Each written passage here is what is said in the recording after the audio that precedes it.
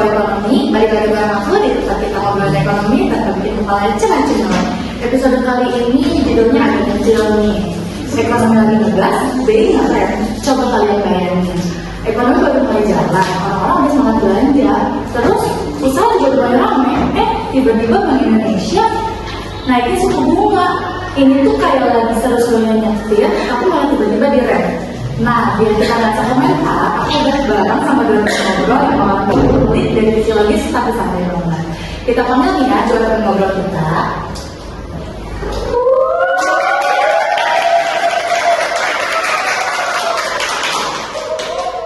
Halo Kak Indri, halo Kak Tasya, gimana kabarnya hari ini? Senang juga bisa ngobrol ekonomi dengan prime yang santai dan tinggi. Setuju, biasanya orang kalau ada komentar maksudnya itu, tapi yang ini dimulai. Nah, kalau gitu, sebelum kita masuk ke remnya BI, mungkin kita urus dulu kali ya Kak Indri. Sebenarnya apa sih kebijakan moneter itu Kak? Jadi, kebijakan moneter itu langkah yang dilakukan BI dari jumlah beredar dan suku bunga. Tujuannya agar inflasi tetap terkendali dan ekonomi tetap stabil. Oke, jadi itu kayak menjaga ritme ekonomi ya. Kadang rem, jadi tergantung gimana jalannya. Bener banget Kak, ekonomi itu kayak kendaraan. Kalau kebanyakan gas panas, kalau kebanyakan yang berkekal, jadi hidupnya mengatur stabilan. Oh, jadi gitu. Nah, sekarang kita ke pertanyaan yang biasanya jadi bahan gosip ekonomi banget nih. Kenapa sih kalau misalkan ekonomi lagi bagus, terus Bank Indonesia itu malah naikin suku bunga itu tuh kayak lagi seru-serunya nyetir dan ngebut, teman sebelah itu malah naikin pangan. Karena kalau ekonomi tumbuh terlalu cepat, harga mulai inflasi Kak. Nah, itu yang tersebut sebagai tekanan inflasi.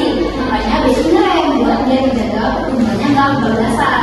Iya Kak, pas kebal naik, jadi orang mikir dua kali pinjam uang, kredit jadi mahal, belanja jadi berkurang, akhirnya tekan inflasi dulu. Oh, jadi bukan rem mendadak dong kalau gitu ya. Jadi itu kayak rem halus, yang penting mobil ekonomi kita itu nggak jumpalitan gitu cuman. Pas banget kita yang disebut sebagai soft landing. Jadi ekonomi tetap jalan tapi stabil. Oh gitu. Nah ini nih yang paling terasa buat kita semua. Kalau misalkan BI ngerem, apa sih efeknya buat orang biasa kayak kita ini? Pas banget cicilan bisa naik, tapi bunga tabungan juga bisa naik. Jadi ini tergantung kamu tabung atau cicilan Kak Indri. Benar banget kata Tasya. Buat pelaku usaha juga ada efeknya nih Kak. Emang cicilan jadi lebih mahal, tapi harga dagang jadi lebih stabil karena inflasinya nggak melonjak.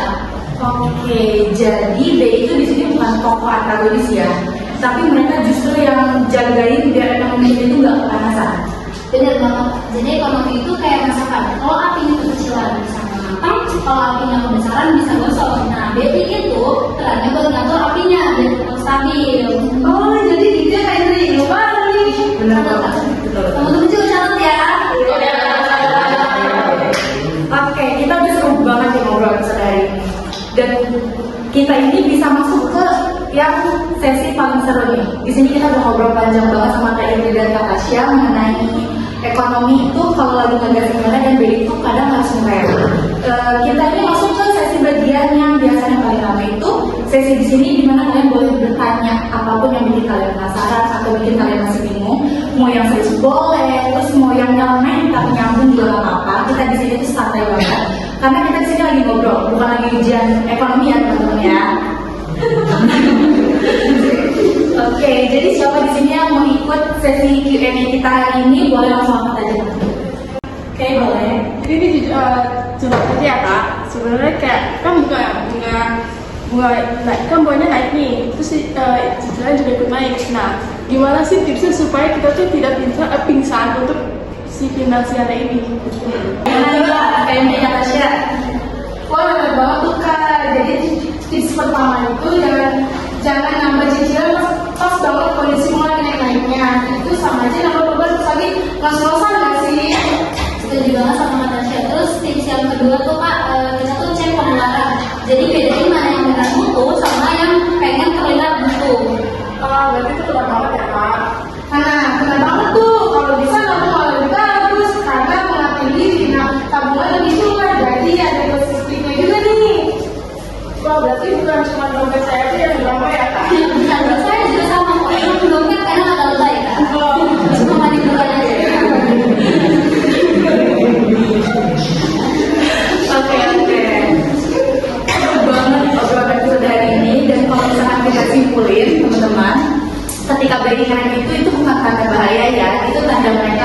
menjaga perjalanan ekonomi kita itu supaya apa sampai tujuan.